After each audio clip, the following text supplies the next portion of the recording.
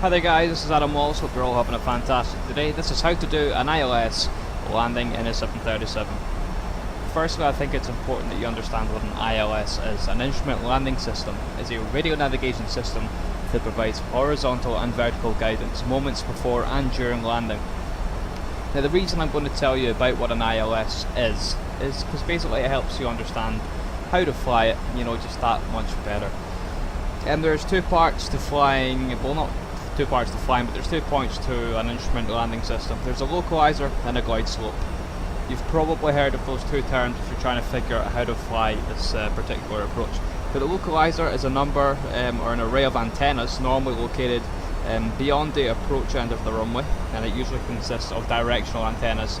Now what the localizer does is it horizontally positions the aircraft onto the centre line of the runway, if that makes any sense. Now the glide slope provides vertical guidance up until the point of touchdown, which is usually a descent rate of, not descent rate, but a descent angle of 3 degrees above the horizon.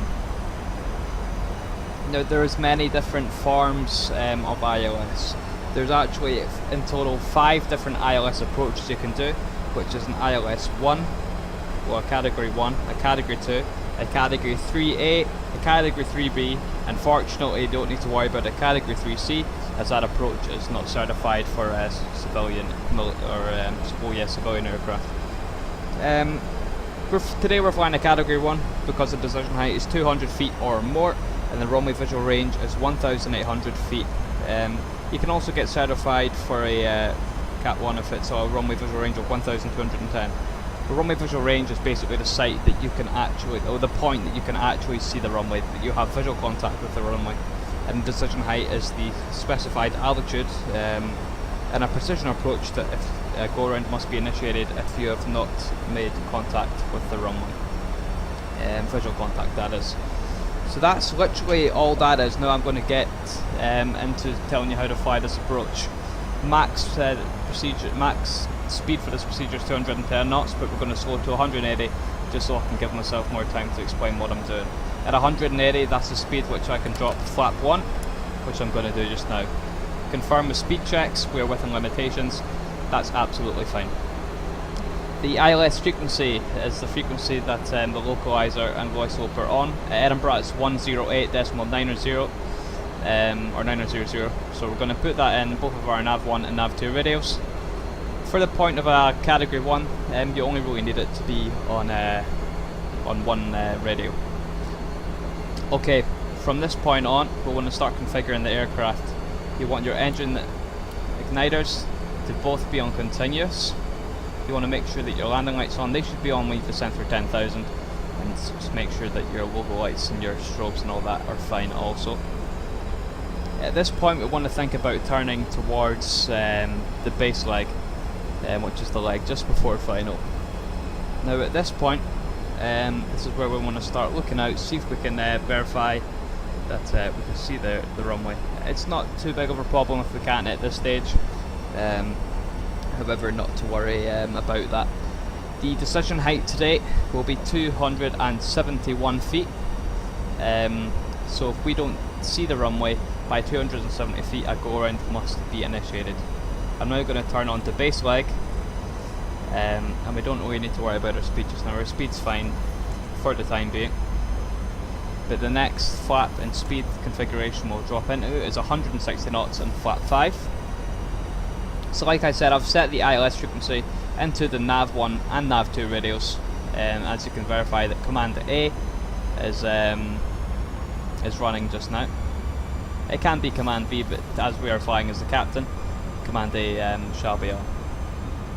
At this point I'm going to slow to 160 knots, and flap 5, speed checks them within the limitations, which it is, we are all fine. At this point, which I should have done at flap 1, should put the gear into the up position.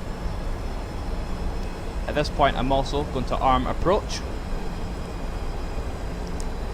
and at the localizer capture, verify proper mode annunciation, which you can see here. It will say localizer, and you also want to call set runway heading. In this case it's 243, which we will set in time. So verify that we are just about to capture the localizer. Like I said before, there's an array of antennas beyond the point of approach, in which the aircraft will get horizontal guidance from the instrument landing system. And there is the localizer captured, set runway heading 243. I can verify that that is set there. Now if you've noticed, I've got fixes, which are circular basically markers. I've set it to 10 because that's the point of a 10-mile final, and 4 because that's the point where we really want to start configuring. It's anywhere above 3.5 nautical miles and 4 nautical miles in VMC is when you normally drop the gear, flap 15, and landing checks down to flaps. Within instrument and aeronautical, I can't say that, IMCs, that's when the fix will be at 5 nautical miles, just to get yourself that extra time. So as you can see, we've captured onto the localizer, so we've got our approach armed and the frequencies within the nav1 radios. So that's all good for now. So now we're going to wait till glide-slope capture. There's the glide-slope captured. You can see that as confirmed by the mode annunciator. Runway heading set 3000, which it is. That's our missed approach altitude, 3000 feet is set, sorry. So at this point, the plane is now captured on the localizer. We're fully established, and this is a point where you would tell the tower that you were fully established on the ILS, which we are currently at this time. So as we can see, that the aircraft is now descending down. It is its roll mode is on the localizer, and it's descending down the glide slope at about 3 degrees, like I said, above the horizon. We've got a master caution, which is just because I just took off from Edinburgh, so that's why we've got that. We don't need to worry about that. Okay, so as you can see now, we are descending. If you look at our VREF, it's 40 flap landing and 132 knots plus 5 knots.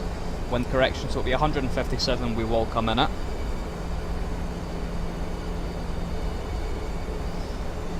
So like I said, when it gets to 4 nautical miles, which we will pass that ring, that is at the point in which we will get fully prepared for the landing ahead.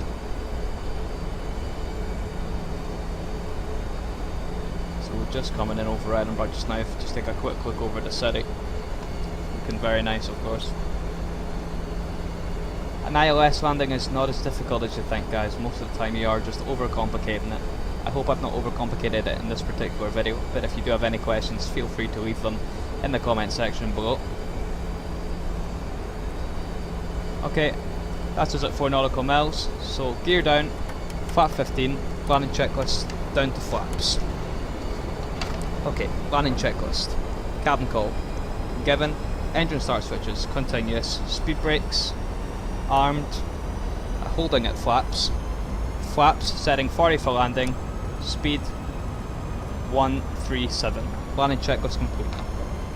At that point, we are now fully configured. We can confirm that the speed brake armed has a green light, and we're pretty much good to go for the landing. I unfortunately forgot to set the minimums. I could probably do that just quickly just now. 271. We've already got visual contact with the runway, so we don't need to worry about that. There's 1,000 feet. At 500 feet, we must confirm that the approach is stable, in which we'll either call land or go around. Everything's stable, so we will be landing at this point. My aircraft. Now completely manual. Just going to bring it in. Category 1, you normally disconnect at about 1,000 to 500 feet. It's pilot's discretion. Just coming in. As you can see, the radar altimeter, 500 feet now. Land. A little bit low on the pappies, as we can see. Not a problem. Just bump up the throttles a little bit, try and get center line a little bit more. But that's the whole ILS procedure done just now. That was a Category 1 ILS. I do have a Cat 3 landing on my channel, but won't worry about that just now. I'll worry just about bringing this aircraft down. Approaching minimums. 200. Minimums. Land. Just bring her down. Gently raise the nose. 40. 30. Throttle's idle. 20. That Yeah. should bring it down on the touchdown zone. Nice and gently. And there we go. Reverse thrust. And that's it, guys. That is all there is to it. We're just going to decel down the runway, and that's the landing. There's 100 knots, 90 knots, 80 knots. And that's it. Anyway guys, I hope you all enjoyed this video. If you do have any questions, feel free to leave a comment. I will be more than happy to answer your questions. But from myself, Adam Wallace, I will see you guys later.